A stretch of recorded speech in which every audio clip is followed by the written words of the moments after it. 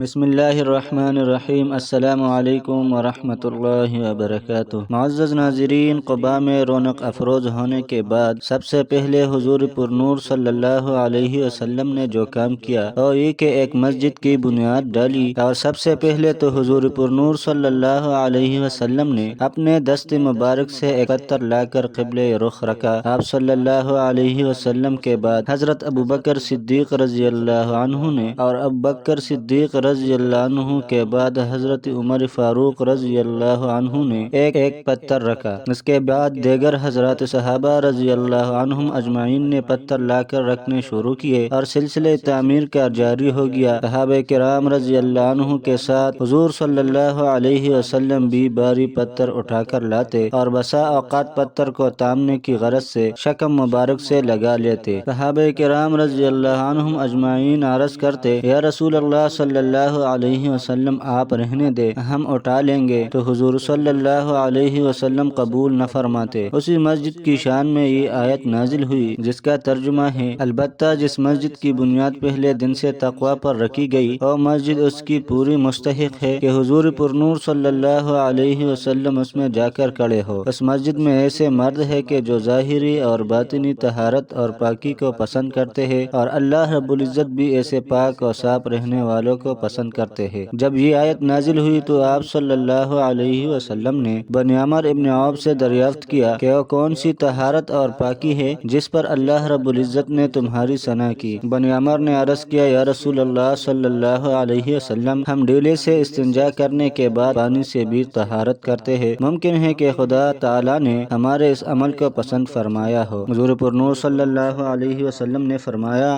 ہاں یہی وہ عمل ہے جس پر اللہ رب العزت نے تمہاری ثنا کی ہے، اور تم کو چاہیے کہ اس عمل کو لازم پکڑو اور اس کے پابند رہو۔ صحیحین میں عبداللہ ابن عمر رضی اللہ عنہ سے مروی ہے کہ رسول اللہ صلی اللہ علیہ وسلم ہر شنبہ کو مسجد قباء کی زیارت کو کبھی سوار کبھی پیادہ تشریف لے جاتے اور 2 رکعت نماز پڑھتے۔ سہل ابن حنیف رضی اللہ عنہ سے مروی ہے کہ رسول اللہ صلی اللہ علیہ وسلم نے فرمایا، جو شخص اپنے گھر سے وضو کر کے چلے اور مسجد قباء میں جا کر 1 2 گانا ادا کرے تو 1 عمرہ کا ثواب پائے گا۔